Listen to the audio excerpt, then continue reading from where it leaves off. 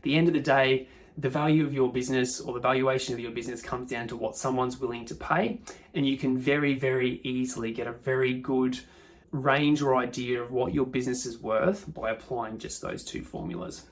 And then, like I said, you can sign up shareholders and next gen shareholders into your business based on that. And then, you get a business broker to value it down the track. Hello everyone, Josh here. Welcome to another episode of the Ignite podcast. Now today I want to talk to you all about the process for valuing your business. So let's get into it.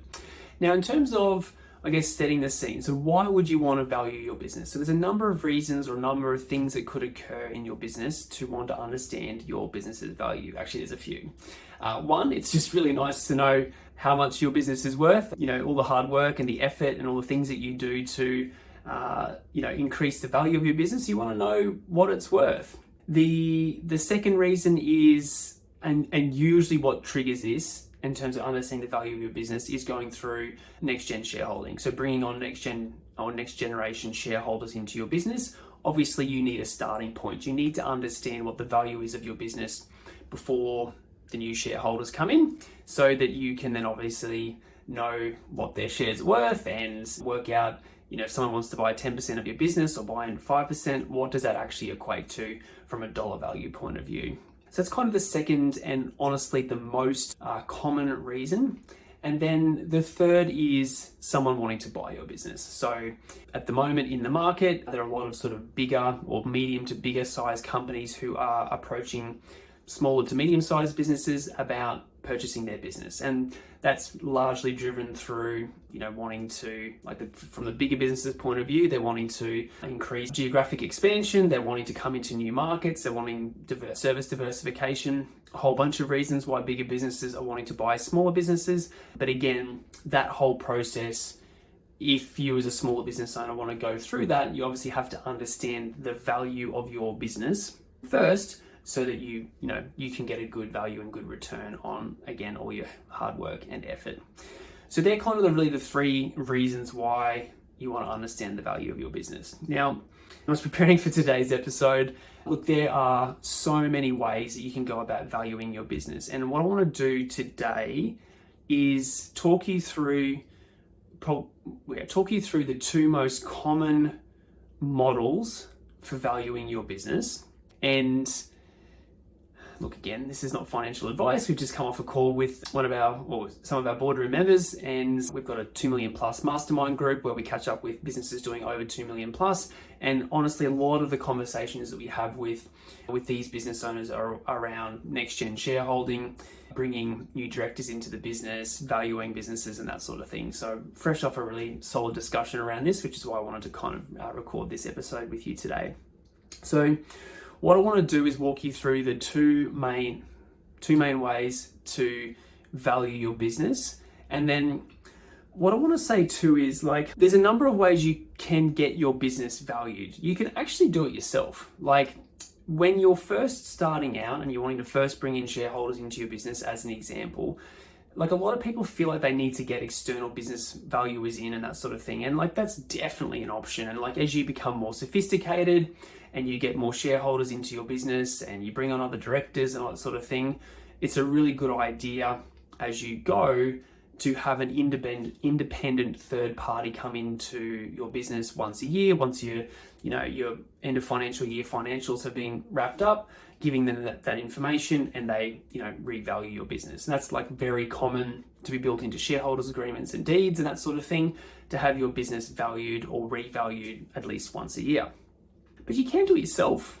If you're going through the process of either bringing on maybe another director into your business, someone that you've known for a while, and at the end of the day, there's a lot of science and there's a lot of really deep calculations and that sort of thing that go into valuing businesses. At the end of the day, your business is only worth what people are willing to pay for it. And I've been on the giving and receiving end of so many mergers and acquisitions and that sort of thing, where if you don't know much about my journey, we were part of a 3 million per year consultancy that we grew to a 30 million consultancy over a 9-year period. And I think we went through about 8 or 9 mergers and acquisitions through that whole period or whole journey. And what's really interesting to me is you'll get into the M&A process, you'll get into the discussions, there's all these like accountants involved and there's all these people doing numbers and all that sort of thing. And then, someone will present someone else, like one company will present someone else, another company with a valuation. And you're like, oh, I don't agree with that. And like, I don't agree with that multiple that you put on there. And at the end of the day, it comes down to a handshake. Like literally there was a scenario where a company, can't remember the exact details, a company I think we were looking to purchase, they wanted a multiple of 3.7 and we didn't think they were worth 3.7. We were like, we're prepared to offer you a multiple of 3.2. And then they came back and said, we'll offer you 3.5 and that sort of thing. And then we're like, deal. And what was really interesting is, hours and hours and weeks and months had gone into like these valuations and big spreadsheets have been built to value businesses. But at the end of the day, the deal was done on a negotiation in a boardroom where people were going 3.7, 3.3, 3.5, done. So I guess I'm making that point because I'm highlighting the fact that you can value your business yourself, and really it comes down to what someone's willing to invest in your business and pay for it. And that's like anything, something's only worth what people are willing to pay for it. So yeah, two ways to value your business are really doing it yourself, and I'll talk you through a couple of high-level formulas in a second just to get a bit of a feel for it. And then the other way is obviously an external business value, or someone who's very good at what they do and they know all the multiples and the industries and that sort of thing. So totally up to you what you do. We've got clients who have brought on next gen shareholders. They valued the business themselves. They walked the incoming shareholders through their model and their formula, and the shareholders were like, great, that looks good. So that was done based on the business owner valuing the business, shareholders agreeing to it, money was transacted, and then what will happen down the track is into their shareholders' deed or into their agreement, will get written in that business needs to get valued by an external person each year, just to kind of, keep the transparency there. So two very, very common ways to value your business. Now, there are a lot of very different ways, and this is like the traditional models that I was used to growing consultancies, and there's a lot of very different ways you can value your business. These are just two high-level formulas that get used quite a lot. So the first is an average of the last 3 years' profit. So your net profit each year should be calculated. So you do EBITDA, net profit for your average of the last 3 years. So if 3 years ago you made 100 grand profit, 2 years ago you made 400 grand profit, and a year ago you made $1 million of profit, however your business has gone, it is the average of those last 3 years' profit. So you add them up and divide it by 3 times by a multiple. And this is where it sometimes can be ambiguous. So the multiple is based on a number of things. And there are industry ranges that we use to advise our boardroom clients about in terms of the multiple that they apply to this equation. But essentially, it's based on the size of your business. So the bigger your business, the higher your multiple. It's based on your profit margins. So the better your profit margins, again, the higher your multiple. There's a number of other things that come into play in terms of the multiple that you apply to this formula.